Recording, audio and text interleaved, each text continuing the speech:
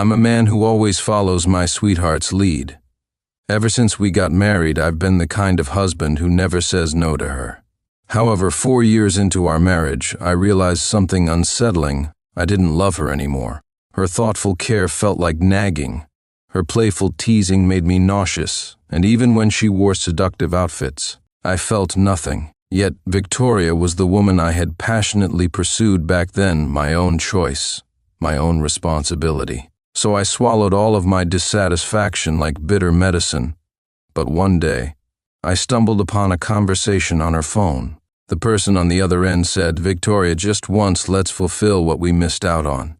She replied, "I'm sorry, Ethan. My honey loves me very much. I can't betray him." He then asked, "If I hadn't stepped aside back then, would you have chosen me?" To which my sweetheart responded, "I would." That day, my spirits oddly lifted. I polished off 3 bowls of fried rice at dinner.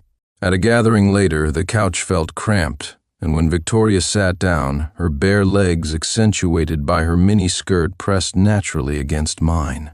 I quietly shifted my leg 2 inches away, letting out a silent sigh of relief. She didn't seem to notice, absorbed in conversations with others. The gathering was a reunion organized by old classmates. As the former belle of the school, Victoria was unsurprisingly the center of attention. Her demeanor was poised, with an elegance tinged by a trace of aloofness, the same cold and distant charm she always carried. One of the women remarked, "Only Victoria could pull this off. Just a few years out of school, and she's already a renowned top-tier lawyer. She's like the leading heroine straight out of a novel." Another chimed in, teasing, "Sincere, you're a lucky guy to have snagged Victoria." Back then, everyone knew she was the school queen, with stacks of love letters piling up. "You better keep an eye out or the wolves outside might take advantage." One of the men laughed. "What are you worried about?" The way Sincere pursued Victoria back then was nothing short of epic. Now he's a soon-to-be tycoon. He'll deal with any troublemakers out there. Amid the flattery, a man in the corner let out a cold laugh, making the atmosphere briefly awkward. He said, "Lucky. That's a kind of luck I can't envy. Even a rich kid stealing someone's love can be dressed up like some grand romance. Truly, people only celebrate the new while forgetting the old who suffer." The room fell silent. I turned to look at the speaker, one of the guys who had sent Victoria love letters back in the day. His face was red as a lobster, clearly drunk.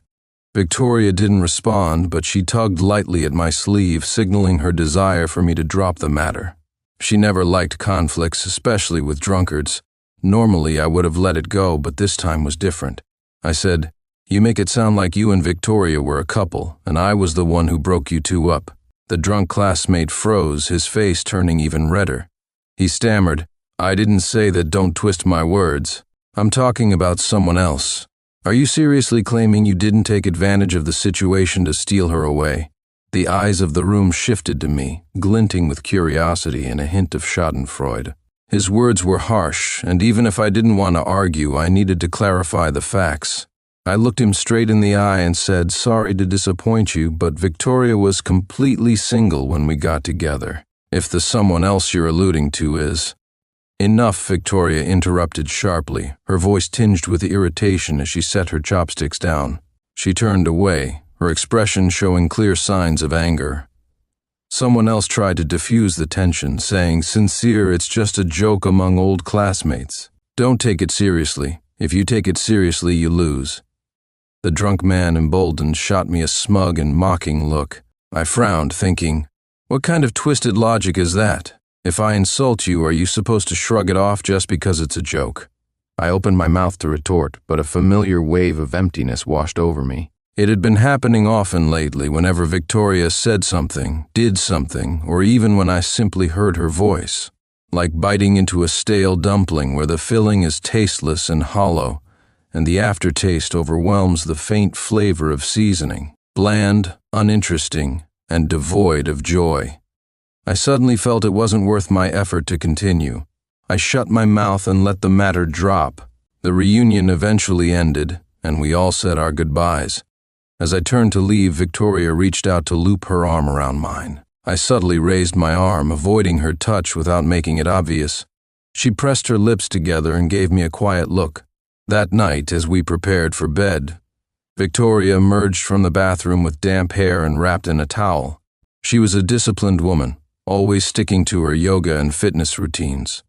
Even after years of marriage, her figure remained enviable curves in all the right places and legs that seemed to go on forever. Her striking features were as flawless as those of a top-tier celebrity. There was a time when I was utterly captivated by her looks, but now, as the door opened and she entered the room, I silently turned off my phone and closed my eyes. She lay down beside me, her warm breath brushing against my ear. She asked sweetly, her tone tinged with desire, "Sincere, are you still awake?" When her fingers reached out, I opened my eyes and gently stopped her hand. "I'm feeling a bit tired tonight," I said. She paused for a moment, then asked, her voice carrying a hint of displeasure, "Why are you tired all the time?" I pushed her hand away and tucked the blanket around me, replying, "I've just been feeling exhausted lately. Sorry."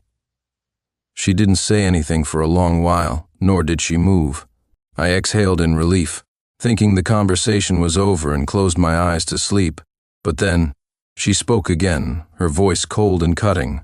"You don't have to act like this." Half asleep, I turned to her and asked, "What do you mean?" She rolled her eyes and said, "The way you've been acting lately, both at home and outside, it's all because of Ethan, isn't it?" I was taken aback, unsure why she suddenly brought up Ethan. It took me a while to understand what she meant. Ethan, Victoria's past crush, her white moonlight, and the same someone else mentioned earlier by that classmate. The first time I met Victoria, she and Ethan were each holding a pile of books, standing shoulder to shoulder on the campus pathway, watching me argue with someone. My brand new car had knocked over a fruit vendor's cart, and the vendor was sobbing uncontrollably, demanding compensation for the damage and medical bills. The crowd surrounding us didn't believe me when I said she had deliberately bumped into my car. They accused me of being a heartless rich kid bullying the weak. Just as I was overwhelmed by the public criticism, a clear female voice spoke up. "Since when do traffic accidents get judged based on who's rich and who's poor?" I turned my head and saw her, Victoria, standing under dappled sunlight in a white dress. She was pure, beautiful, and poised, making an unforgettable impression on me. Before pursuing Victoria, I specifically asked Ethan, the star student of the civil engineering department, about their relationship. After all, they were often seen together and seemed close in everyone's eyes. Ethan adjusted his glasses, thought for a moment, then smiled and said, "Just classmates and neighbors." When Victoria heard about his response, she was silent for a few seconds, furrowed her brows, and said, "It's exactly as he said. I grew up in a wealthy family, raised with directness and confidence, and had never encountered a girl like Victoria before. After getting a satisfactory answer, I began a high-profile pursuit. Victoria came from a mountainous region and had a strong sense of pride. She rejected me, saying she wouldn't date anyone until she paid off her student loans, which would take 10 years. At that time, my heart was completely captivated by Victoria. Her occasional smiles, the rare meal she agreed to share with me, and her inadvertent displays of warmth, all of it thrilled me and fueled my determination. I pursued her for 2 years, and she rejected me for 2 years.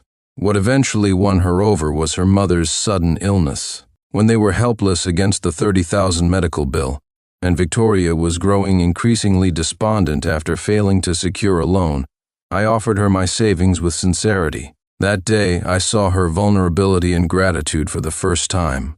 3 months later, on my 100th confession, she blushed and threw herself into my arms. I was so overwhelmed with excitement that I trembled.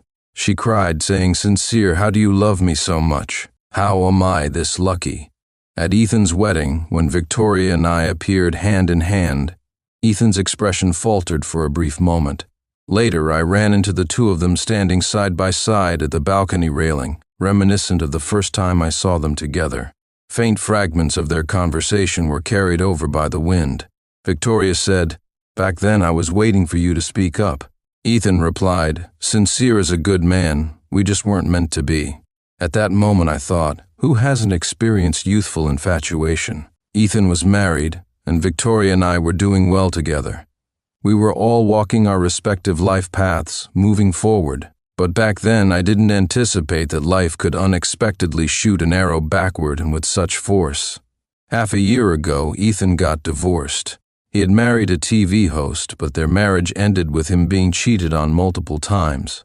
His wife even schemed to strip him of his assets, leaving him penniless and taking their son with her. Despondent, Ethan sought out Victoria. A woman often holds a special sentiment for the crush of her student years. When Victoria received his first phone call, she hesitated. Perhaps she wanted to make up for past regrets, or maybe she wanted to show her kindness and care, seeing his remorseful state. She decided to help him. Over the past 6 months, she collected evidence for him, accompanied him to negotiate with his ex-wife, and spent holidays with him and his son. Initially, I voiced my negative feelings about this directly to her, but she only looked at me with disappointment, saying, "Ethan is my neighbor and was our classmate. He was deceived by a manipulative woman, lost his assets and had his child taken away. He was on the verge of giving up on life. Isn't it right for us to help him?" So later, when I couldn't reach her while I was sick, I would see her in Ethan's social media posts, her silhouette helping him find a place to live, the perfume on the coffee table, or her hands playing with his golden retriever. Over time, I started to feel exhausted. I stopped spending time with her, stopped preparing surprises or gifts for holidays. When I had money and free time, I focused on building my gaming room and indulging in my hobbies. When she went with Ethan and his son to an amusement park, I went out drinking and partying with my buddies. Ethan's posts no longer stirred any emotions in me. I even came close to liking them out of habit. Victoria seemed pleased with my newfound indifference and even bought a special outfit, saying she wanted to reward me and start planning for a baby. I expressed excitement about her in the outfit, but when she hooked her arms around my neck and leaned in, I instinctively coughed and pushed her away. She froze for a moment, her expression briefly complicated. That day marked the beginning of a shocking realization. I didn't love Victoria anymore. This realization left me momentarily panicked. No wonder her care and affection felt irritating to me. No wonder her attempts to be playful made me feel nauseous. It turns out, I don't love her anymore. I don't know what to do. Divorce? But what's the reason? Falling out of love? Marriage isn't a joke, and I'm certain no one would believe that reason. To everyone, I am madly in love with Victoria, including Victoria herself. Though we've had disagreements, and her personality is a bit domineering, people see her controlling nature as a sign of care for me. They think I'm simply a husband who listens to his wife, even though I might appear overly obedient. Then there's Ethan. I know Victoria well enough to understand that she's not the type to be casual about things. Despite the fact that they've been spending a lot of time together recently, I'm sure nothing has happened, at least not yet. But I don't know what to do. I feel trapped, consumed by inner conflict and growing thinner by the day, like a caterpillar stuck in its cocoon. Life feels bleak and hopeless. Tonight, as Victoria suddenly mentioned Ethan, an impulse surged within me. My parents taught me to always speak my mind. Back when I loved Victoria, I confessed directly. Now that I don't, perhaps I should do the same. I said, "Victoria." My voice was low in the dark. She interrupted me with a cold snort. "Don't bring up Ethan," she said. "I don't want to hear about it or explain anything." She turned over, visibly annoyed. "Mom's birthday is this weekend," she said coldly. "Don't show up with that sour face. I don't want her worrying." I sighed as I looked out at the radiant moonlight through the window. I have an art gallery, a birthday gift from my mother when I turned 20. She told me, "When you're physically and mentally worn out, you need a place to think and rest. Don't let negative emotions drive you, and don't make decisions when you're irrational." Over the past 2 years, I've spent more and more time at the gallery. On Mom's birthday, I was running late to the restaurant because I had to receive a shipment of paintings. When I entered the private room, I saw Ethan there. He was warmly toasting Mom and chatting quickly in his hometown dialect, making her laugh heartily. Victoria was sitting cross-legged on the sofa, sipping tea with a faint smile. When she saw me enter, her brow furrowed slightly. "Sincere, didn't I ask you to arrive early? What could possibly be more important today?" I handed Mom her gift and offered a brief explanation. She didn't take it. Instead, she raised her drooping eyelids and gave me a glance. "You've got quite the airs, darling," she said, "keeping everyone waiting for you. What, do you think you're too good for a country bumpkin mother-in-law like me?" I didn't respond. I simply placed the gift in front of her and found myself a seat. Mom often spoke like this. Ever since I got married, I've been subjected to her passive-aggressive remarks, always implying that I should be humbled. She'd remind me that many men had pursued her daughter, and I wasn't even in the running. I'd brought this up with Victoria several times, unable to understand why Mom was so hostile toward me. After all, I'd saved her life back when she was critically ill, paying for her treatment out of my own pocket. Victoria told me, "Mom had a tough life when she was younger. She's always been like that, even with me. Try to be understanding." But a few months ago, I stopped caring about Mom's attitude altogether. Whether she was sarcastic or cold, it didn't bother me. She felt like a stranger, an old lady talking about someone else's business. Ethan smiled and said, "Sincere, Mom insisted I come join the fun today. Hope you don't mind?" I looked at him, smiled, and replied, "Not at all. Feel free." He paused, then continued, "I've been troubling your sweetheart a lot lately. I hope it doesn't affect your relationship. Don't take it to heart." I responded with a smile, "No worries. You're old friends and classmates. Helping each other out is the right thing to do." I grabbed a grape from the table and popped it into my mouth. I was thirsty after unloading all those paintings. Ethan added, "Just so you know, earlier Victoria said she couldn't get a ride and asked me to pick her up. I offered to pick you up too, but she said it'd be too much of a detour and didn't want to bother me. That's how we ended up arriving together. She's still the same as ever, always afraid of inconveniencing others." I ate another grape and replied casually, "No need to pick me up. I've got a driver. It's just a ride, no need to overthink it. She can ride with whoever she wants. It's not worth mentioning to me." Ethan seemed slightly surprised and gave an awkward smile. I turned my head and saw Victoria gazing at me with a deep, somewhat displeased look. That look again. Whenever I saw it in the past, I knew she was upset, and I'd start racking my brain to figure out what I'd said wrong. But now, I couldn't be bothered. Throughout the meal, the three of them spoke exclusively in their hometown dialect. I kept my head down, quietly scrolling through my phone. Suddenly, a glass of juice was placed next to my hand. Victoria's gentle voice broke the silence. "Honey, you seem to really like these grapes. I asked the waiter to make a fresh juice for you." I sighed inwardly and replied, "I don't usually drink juice. I prefer eating the fruit directly." Then I glanced at Ethan and said, "Hey buddy, do you like juice?" I slid the glass toward him. "Don't be shy, have it." Victoria abruptly stood up. Her voice was icy. "I'm going to the restroom." Later, I stepped outside to take a call from an employee. When I returned to the private room, I heard Mom speaking loudly in her dialect. "Marry a man. Marry a man. For better or worse, what kind of husband is this, so guarded and distant? The villa we bought before the wedding hasn't been transferred to your name for 4 years, and your name isn't even on it. They're scheming against you."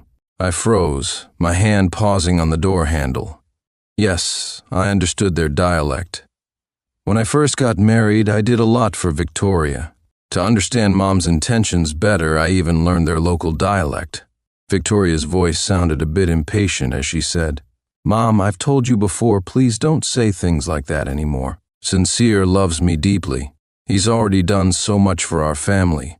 If he hears you say this, he'll think we're only after his money." Mom sighed and replied, "Well, if it weren't for my illness delaying you back then, you wouldn't have had to sacrifice your happiness and marry him.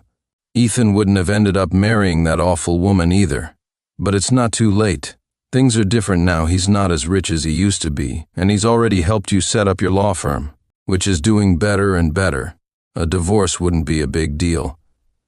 Ethan chimed in, "Mom, it's not right to say such things." I widened my eyes slowly. If Victoria agreed. The room fell silent for a moment.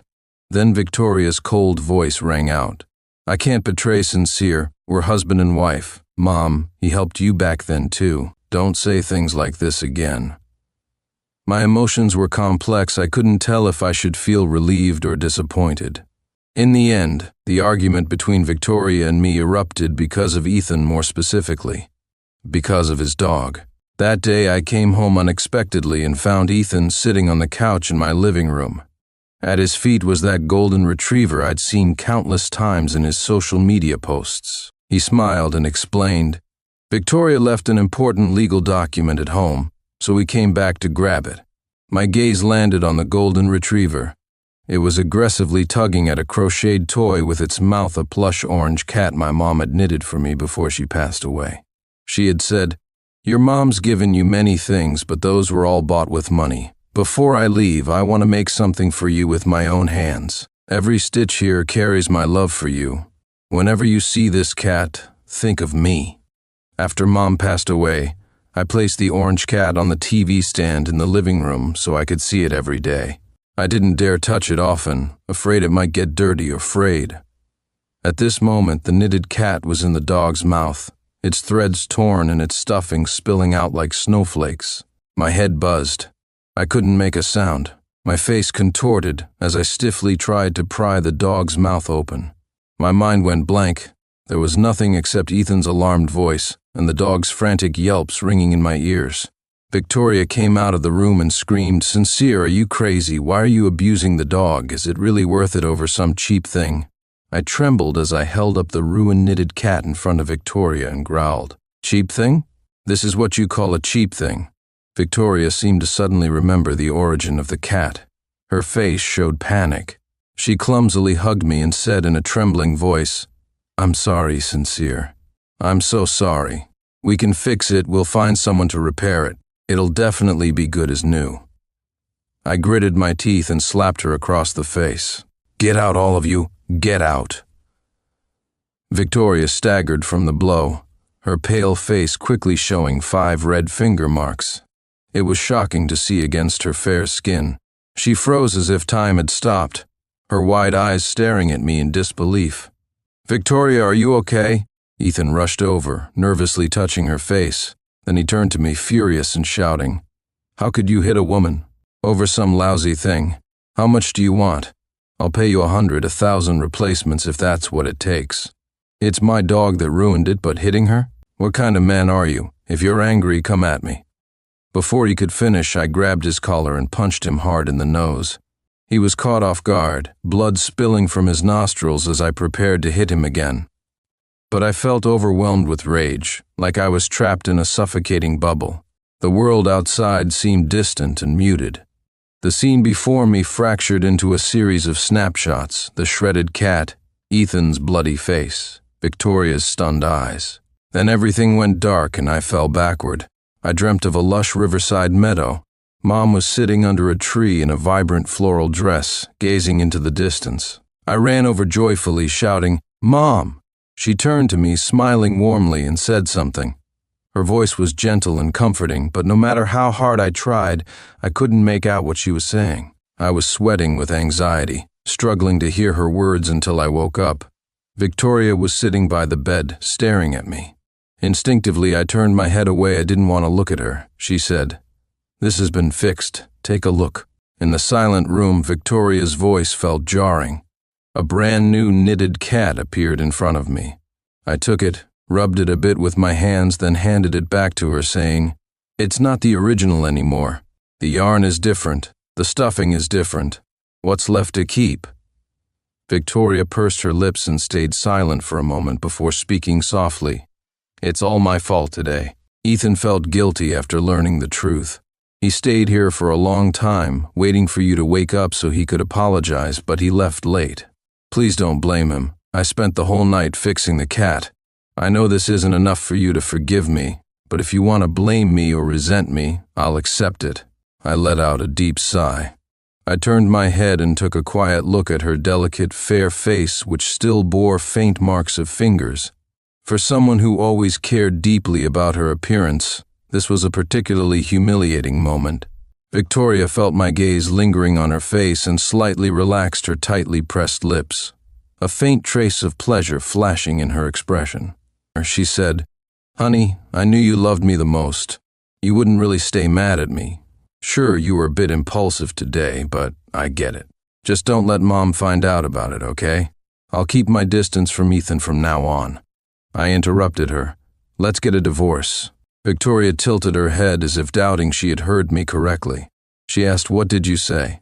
Calmly, I repeated, "I said, let's get a divorce." Her brows furrowed deeply, and after taking a long, steadying breath, she spoke in a tone laced with restraint. "Sincere, I know you're still upset, but words can be sharp knives. Didn't we agree not to talk about divorce anymore after last time?" I knew exactly which time she was referring to. In the second year of our marriage, my company faced a major crisis, teetering on the brink of bankruptcy. I was consumed with work, and she had a huge fight with me, complaining that I hadn't made time for her. She pointed out how long it had been since we last went on a trip together. In the heat of the moment, I had blurted out the word divorce. Victoria had been absolutely heartbroken then, packing her things and moving out without hesitation. I spent a miserable, regret-filled month trying to make amends. Ultimately, it was through countless apologies to Mom that I convinced Victoria to move back in. That night, as she lay in my arms, looking so wronged and fragile, I promised her I would never say such things again. Sighing, I said, "This time I mean it." Victoria stood abruptly, cutting me off mid-sentence. "Enough. I don't want to hear this. You're angry right now, so I'll pretend you didn't say that. And by the way, you hit me today. That crosses a line. Domestic violence is non-negotiable. Once it happens, it can keep happening. No matter what, you shouldn't have done it. But I do understand your feelings, and I'm willing to forgive you. Still, you can't keep spiraling like this. You need to pull yourself together." She paused before adding, "Get some rest tonight. I have a case to work on tomorrow and need to prepare some materials tonight. I'll leave you to it." After she left, I sat silently by the window, staring into the pitch-black night. No stars, no light, just an impenetrable curtain of darkness. Over the next few days, Victoria seemed like a different person. She no longer bossed me around or threw tantrums, expecting me to read her mind. Instead, she was gentle, caring, and attentive, even stepping into the kitchen herself with the housekeeper assisting her. She didn't bring up Ethan again either. If this transformation had happened a year ago, I might have been overjoyed, but now, all I felt was irritation. The sound of her keys unlocking the door, the shuffle of her slippers on the floor, her hushed conversations with the housekeeper, even the sound of water running while she showered it, all grated on me like nails on a chalkboard. It was as if damp, suffocating moss had taken root on my neck, arms, and legs, spreading relentlessly. I took a trip back to my childhood home. 3 years after my mother's death, my father had remarried his assistant, Stella, and started a new chapter of his life. I hadn't objected and had even spoken at their wedding, offering my sincere blessings. But the thought of another woman moving into the home that held all my memories of my mother had made me visit less frequently. Thank goodness for the gallery, my sanctuary, my escape. I would be forever grateful for my mother's foresight in leaving it to me. When my father saw me, he was delighted, instructing Stella to bring me water and peel fruit for me. In his study, I told him about my decision to divorce. He fell silent for a few seconds before speaking in a calm tone. "Victoria already told me about what happened that day. I think it was just an accident. There's no need to make it a big deal. You're a man, don't sweat the small stuff. You can't dwell on it forever. Even if your mother were still here, she'd tell you the same thing." I shook my head. "This isn't just about that." My father scrutinized me, his expression darkening as a thought crossed his mind. In a low voice, he asked, "Did she cheat on you?" "No," I replied. Relieved, he exhaled and asked, "So, do you have someone else?" "No," I said firmly. "Then did she ask for the divorce?" "No, none of that," I answered. "I just don't love her anymore." He fell into a deep silence. After a long pause, he said in a somber tone, "Sincere, your mom and I always taught you to think carefully before making any major decisions, especially when it comes to your marriage. Don't act on impulse and regret it later." I stood up and said softly, "Dad, I've already made up my mind. I just came to let you know in advance." He looked at me without saying a word, then sighed. As I was leaving, Stella followed me out. She gave me a long, serious look and said, "Sincere, you're not getting any younger. It's time to be more mature and steady. Do you realize how much trouble a divorce will cause? Families like ours can't afford divorces. If you can make it work, then you should. You can't keep leaving your father to clean up your messes. He's getting old, and it's time you started thinking about him too. I frowned but said nothing. Victoria looked at me with a sorrowful expression and said, "Sincere, fine. I'll try to avoid Ethan as much as possible in the future. Isn't that enough?" The housekeeper, who had watched me grow up and stayed on after my mother passed, said to me, "Honestly, sir, the missus isn't a bad person. She's trying. Finding a woman as good as Victoria is no easy feat. Don't be fooled by her tendency to snap at you. That's just her way of showing concern. But if you keep wallowing in despair like this, aren't you just pushing your sweetheart away?" In my dream, the old Sincere mocked me and said, "You were the one who begged for her to come back to you. What's there to complain about now?" That night, the housekeeper was off. Victoria had gone to the gym, and I was feeling a headache coming on. I went to bed early. When I woke up, I felt feverish, dizzy, and utterly miserable. I glanced at my phone. It was 11 p.m. I mustered the strength to call Victoria first, but she didn't answer. I quickly dialed 911 and gave them the house's security code. When I woke up in the hospital, Victoria was sitting beside my bed. Seeing my eyes open, she suddenly seemed flustered and grabbed my arm, her voice trembling. "Honey, I'm so sorry. Last night I was stuck in traffic and couldn't get home in time. Thank goodness you called 911. The doctor said if you'd waited any longer, it could have been serious." I gently pulled my arm free and said, "I'm fine now. You should head back to the firm." She looked at me incredulously and asked, "Sincere, I'm your wife. You're in the hospital, of course I'll stay with you. What's been going on with you lately?" I didn't answer and closed my eyes. When Victoria fell asleep leaning on the bed, I checked my phone and saw Ethan's latest post on social media. The pup had indigestion last night, and someone was so worried they cried. We ended up rushing to multiple hospitals like parents dealing with a sick child.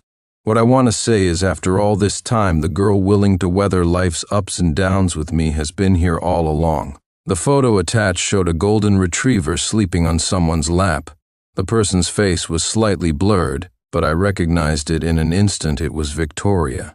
During my checkup, the doctor said my phone received a call from my wife at around 1 a.m. That's when she found out I was at the hospital and rushed over. In other words, Victoria didn't get home until after 1 a.m., and only then discovered I wasn't at home. I looked at her sleeping face. She must have been exhausted after such a long night. Before falling asleep, she'd been typing messages on her phone, her expression somber and tinged with melancholy. My heart stirred, and I picked up her phone. The password hadn't changed. It was the date I confessed my love to her. After unlocking it, I saw her chat on Messenger. On the other end was a message saying, "Victoria, I acted impulsively just now, but I like you so much. I just want this one chance to make up for what we missed." Victoria replied, "I'm sorry, Ethan. My husband loves me deeply, and I can't betray him." The other person asked, "If I hadn't stepped back then, would you have chosen me?" Victoria replied, "Yes." I was speechless. Wonderful, just wonderful. When Victoria woke up, she saw me sitting by the window, eating fried rice. Bite after bite, I savored it with relish. She froze for a moment. It had been a long time since she'd seen me so relaxed. Yes, relaxed. When she first met me, that was the word that popped into her mind. That day, I had been arguing with someone, yet I listened to a street vendor's chatter as seriously as if I were attending a lecture. When the vendor distorted the facts, my facial expressions changed rapidly from surprise at seeing an elderly man using a smartphone on the subway to confusion and even a hint of curiosity. It was almost comical, but there was no anger. Victoria knew I was a privileged heir from a completely different upbringing, a young man who never had to personally tackle problems. So much so that he lacked any experience in arguing. That day, her usual cool and reserved demeanor shattered. She broke 20 years of character and raised her voice to defend me. Ethan was shocked, and she herself was surprised. But she felt happy, joyful even. Because she saw the way that young man looked at her, his eyes completely transfixed. When I held a bouquet and confessed my feelings to her, she could hardly believe her ears. How was it possible? How could someone like me fall for her? To others she was distant, unapproachable, even cold, but only she knew that her aloofness was just a mask to hide her insecurity and fear. Her father was a gambler who passed away early, leaving her mother to show her both unconditional love and the harsh image of a shrewish, petty woman she couldn't stand. This was a stain she could never escape. She had already resigned herself to fate, accepting the path life had laid out for her. The first car I ever drove made it clear to her, who calculated every cent of her living expenses, that we lived in entirely separate worlds. So she had rejected me without hesitation. But I was relentless. For 2 years I pursued her with unwavering determination, making it known to everyone. She was reserved and reticent, someone who rarely expressed her true emotions, and it baffled her how someone could be so direct and bold in declaring their feelings. It was only much later that she realized my courage came from the fact that I was never deprived of love. Although she kept turning me down, she had to admit that my persistence gradually healed the wounds left by her childhood and gave her the confidence and self-validation she'd never had. But then came her mother's $30,000 medical bill, which instantly knocked her back to reality. For the first time, poverty became a tangible weapon. When I sincerely handed her a $30,000 card claiming it was from my personal savings, she felt both deeply moved and strangely amused. The entire village could barely scrape together $50,000, yet he casually said it was just pocket change for him. This almost mocking disparity cut deeply into Victoria's heart at the time, leaving a lingering wound. As a result, she often criticized Sincere, pointing out his shortcomings and flaws, all in an attempt to fill that tiny corner of herself that had felt diminished in front of him. After Sincere invested in her law firm, she became even prouder. She relished the feeling of being admired and validated by Sincere, and basked in the praise of her girlfriends. They would laugh and ask her how she managed to train her honey into such an obedient husband, praising her as an exceptional, independent woman. Deep down, Victoria truly believed she was strong and independent, capable of overcoming anything.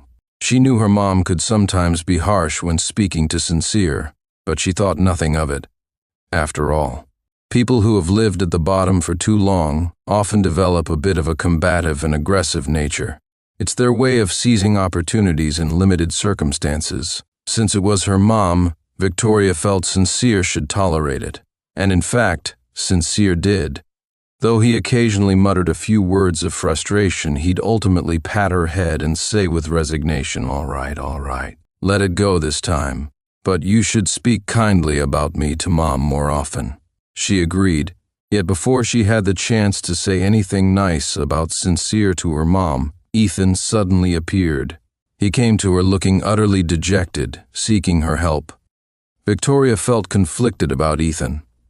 Back in college, they were close due to being from the same hometown and attending the same high school. She had always thought that, even though they never openly acknowledged it, there was a tacit bond between them, a shared understanding. They had similar life journeys, rising from humble beginnings and working hard to carve out a place for themselves at a prestigious university. But she hadn't expected Sincere's casual comment about Ethan back then. Just an old hometown friend and classmate. Victoria felt a twinge of frustration. She knew that during that time, Ethan had become infatuated with some obscure streamer and spent all his time sending her gifts. Her frustration, however, lasted only briefly, not because she felt betrayed romantically, but because she felt the sting of being abandoned by someone who had once shared her path. 6 months ago, Ethan suddenly called her, humbly asking for her help. Victoria was momentarily stunned. The man who had once chosen to leave her behind was now desperate, hopelessly pleading for her assistance. His every word carried an air of servility, and it gave her an inexplicable sense of satisfaction. So, with the poise of a newly empowered, independent woman, she helped him untangle his mess. Ethan looked at her with a mix of astonishment and regret. During that time, Victoria indulged in the sweet taste of proving someone wrong and punishing a former betrayer. She completely overlooked Sincere during this period. She did notice some changes in Sincere's behavior. He stopped preparing little gifts for her, didn't hug or kiss her, avoided eye contact, and no longer complimented her regardless of what she wore. But she didn't pay much attention. Victoria was certain that Sincere loved her deeply, almost obsessively.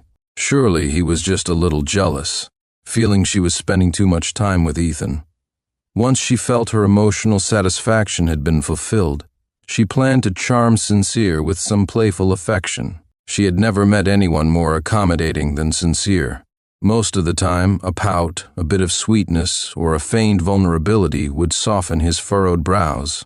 He'd look at her with indulgence and say, all right, how can I ever say no to you? I just can't stand seeing you like this." But when did she start to realize that this time felt different? Perhaps it was the night of the class reunion. She casually made a few remarks about him in front of everyone. Sincere didn't say much, yet as they left he naturally avoided her touch when she reached for his hand. Victoria had once read a question online, "What does it mean to love someone physically?" She had laughed joyfully at the time, certain that Sincere loved her in that physical, instinctual way. But when he avoided her outstretched hand, that small, seemingly insignificant detail unsettled her. She wanted Sincere to return to the way he was before. She needed to do something. Victoria knew that their physical intimacy had always been harmonious, her body, her skin. The soft whispers she gave him had brought Sincere countless moments of joy. Surely this time would be no different, so she dressed in something so daring that even she felt a bit shy. But Sincere pushed her away. "I'm too tired," he said calmly, his voice devoid of emotion. Victoria felt a mix of anger, frustration, and an unexplainable unease. Meanwhile, Ethan began to create subtle moments of intimacy, his hand brushing against her leg as he picked up documents, the warmth of his breath near her ear as he spoke, or the way he pulled her close while recounting stories about his ex-wife. Victoria found herself searching for a certain balance, as if a voice deep within her soul whispered, "You're always exceptional. There will always be someone who bends to your will, whether it's this one or the next." And so, she allowed herself to linger in the unspoken, mutual flirtation with Ethan, just like she had in the past. The sight of that torn-up cat snapped her back to reality. For the first time, she saw Sincere in complete despair. His eyes burned with anger, determination, and even disgust. Victoria was shocked, disbelieving, unable to accept it. Was this the same Sincere she knew? How could he look at her with such an expression? She felt a deep panic, an inexplicable fear, as if something rooted in the depths of her soul was slowly slipping away from her grasp. She consciously began treating him gently, thinking he would surely be happy about it. In the past, she had always been so sharp and sarcastic toward Sincere their arguments stemmed from her bad temper. Meanwhile, she deliberately reduced her interactions with Ethan.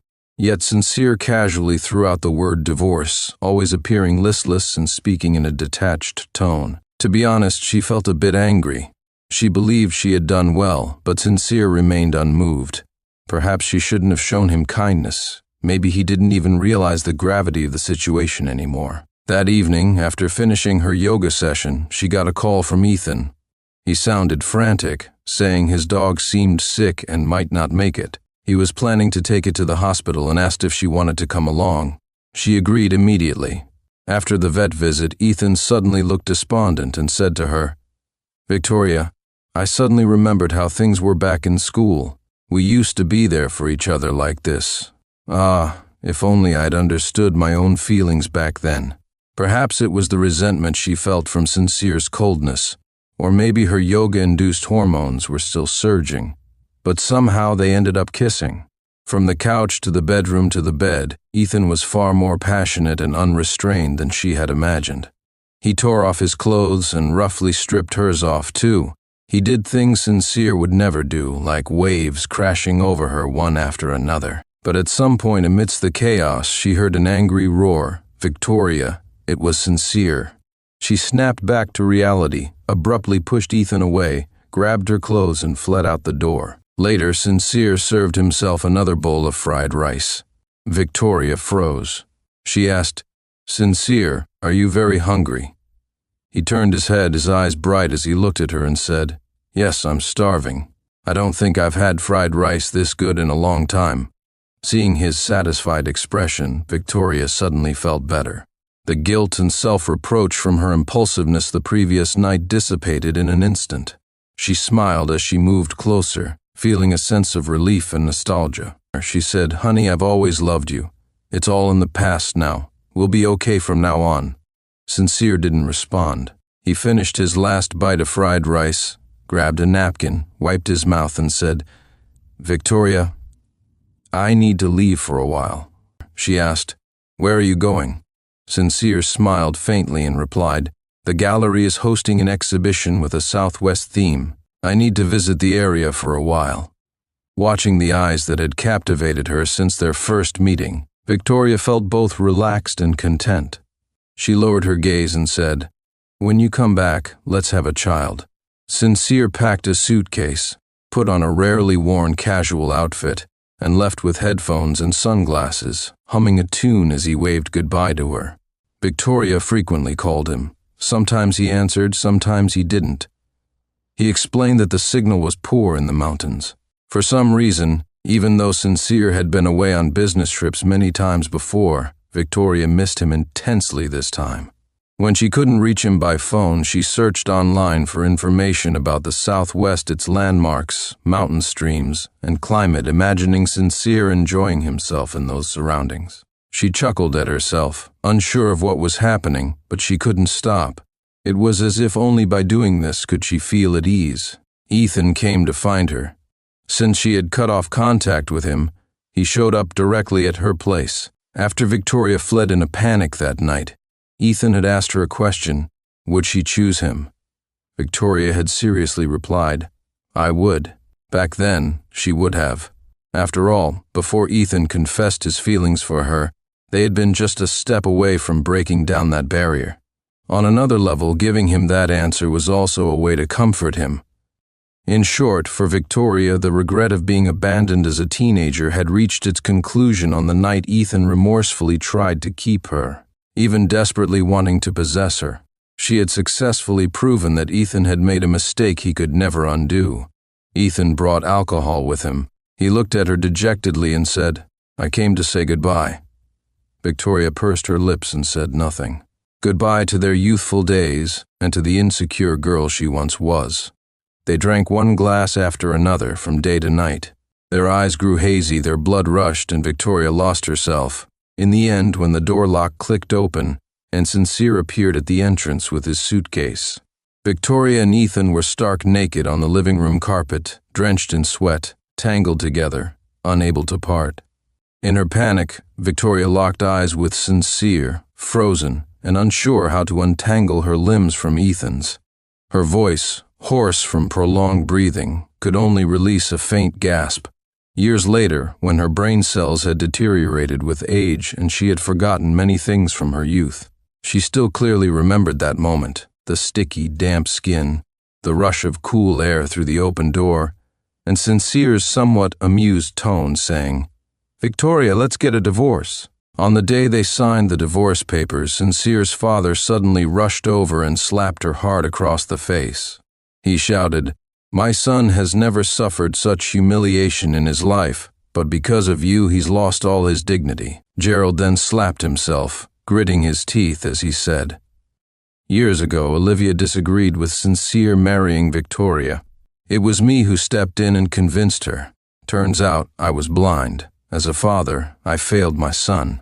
Victoria stood motionless, head hanging low. Olivia, undeterred, argued fiercely with Gerald. She mocked him, saying, "Stop pretending. You talk so nicely, but there isn't a decent person in the entire Sincere family. Who signs a prenuptial agreement and calculates how to divide assets in case of divorce? My Victoria spent years with your family, and even now her name isn't on the deed of the house. You and your son are both disgusting. The sooner the divorce, the better." She then slapped Victoria hard on the back and scolded, "Why do you stay silent and take this beating? A divorce means you're not family anymore. What's there to be afraid of?" The voices seemed distant to Victoria, meaningless. She stayed, not because she wanted to fight, but because she hoped to see Sincere one last time. The divorce had been processed so quickly that she'd only seen him 3 times since the day he announced it. She had so much to say to him, apologies, please, a request for another chance. But ever since that day, Sincere always wore a mask during their meetings, appearing calm and collected. Victoria was heartbroken, convinced he was masking his true feelings. How painful it must have been for someone who once loved her so deeply. At that moment, Sincere walked out while talking on the phone. Victoria approached him, her lips parting as if to speak. Sincere raised a hand, signaling her to wait, and covered the microphone, whispering, "Sorry, I'm conducting an interview. Please hold on for a moment." Then he continued, "Which university did you graduate from?" He strolled toward a nearby tree, engrossed in the call. The conversation dragged on for a long time. Gerald and Olivia left, leaving Victoria alone, quietly waiting and gathering her thoughts about what she wanted to say. Finally, Sincere hung up. Victoria pressed her lips together nervously, but Sincere tilted his head up, gazing at the tree above him, let out a deep breath, and walked away with light, carefree steps. He didn't even glance at her, as if she were invisible. Victoria stood frozen like a statue rendered immobile. After the divorce, Victoria sought out Sincere several times. She thought of the divorce as merely the conclusion of a punishment for past mistakes. She believed she could return to the beginning and start anew. Back then, Sincere pursued her. Now she could pursue him instead. But his attitude toward her left her at a loss. No sarcasm, no resentment, just politeness, as if she were an ordinary old acquaintance. He would pour her tea, exchange a few words, and if guests arrived, he wouldn't hesitate to leave her behind to attend to them. She could only quietly come and go. Ethan came to see her a few times, sometimes alone, sometimes with Olivia. Each time, Victoria would scream and chase him away. One day, she finally couldn't hold back and slapped Ethan across the face. In retaliation, Ethan pinned her against the wall and shouted angrily, "Stop pretending was I the one who forced you. You felt something too. Don't blame it all on me. You claimed I got you drunk. But would you have let a guy into your house if you didn't have feelings for him? You act all innocent, but you're just a hypocrite. And now you want to chase Sincere? Dream on, he doesn't want you anymore." When he was in Seattle, he posted about how his sweetheart had a white moonlight in her heart, questioning if he should be magnanimous and let her go. He talked about how if sweetheart cheated, he'd leave, and how true love means knowing when to step aside. I fell for it like an idiot, but later realized the posts were only visible to me. His departure was a setup, orchestrating the perfect timing for me to find you. Even his return home was calculated to catch us in the act. So, there you go. Your so-called devoted honey has secrets too. Victoria listened in stunned silence, struggling to process every word. She recalled how Sincere had suddenly stopped touching her, stopped showing emotion or warmth. She remembered the morning he announced the divorce. It dawned on her it had all been true. Back then, he had already decided to leave her. Victoria hadn't visited the law firm in ages. The assistant's calls were filled with bad news, which she didn't care to hear. She had once been full of drive, tackling case after case, just to see Sincere's approving gaze. Now it all seemed pointless. One day, the assistant called to inform her the firm was insolvent.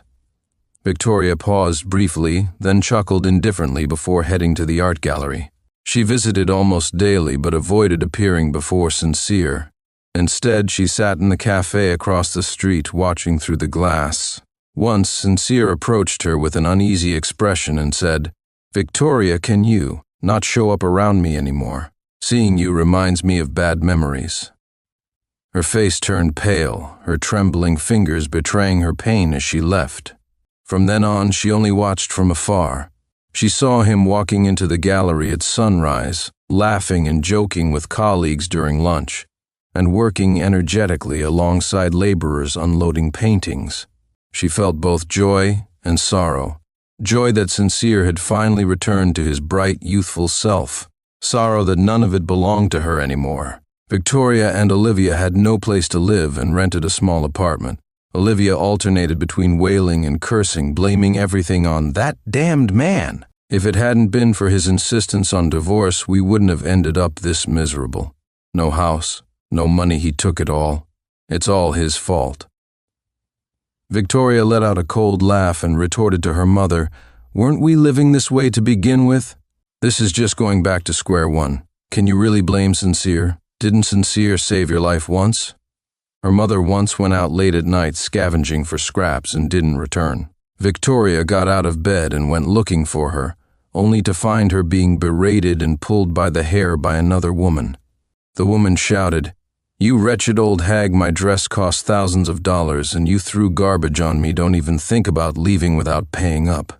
You filthy old woman." Victoria recognized the woman as Ethan's ex-wife, and not far away, Ethan stood silently, watching the scene unfold. He seemed uneasy and ashamed but didn't utter a word. Victoria handed over her last $5,000 to the woman, leaving herself penniless. After that, she decided to leave the city with her mother. Back in her hometown, there was an old house and an orange grove. At least there, they could survive. Before leaving, Victoria visited the gallery one last time. This time, she ventured closer, wanting to hear Sincere's voice. Sincere was drinking and chatting with a few friends, laughing heartily and looking relaxed like his old self. Someone asked, "Sincere, how did your divorce go so smoothly?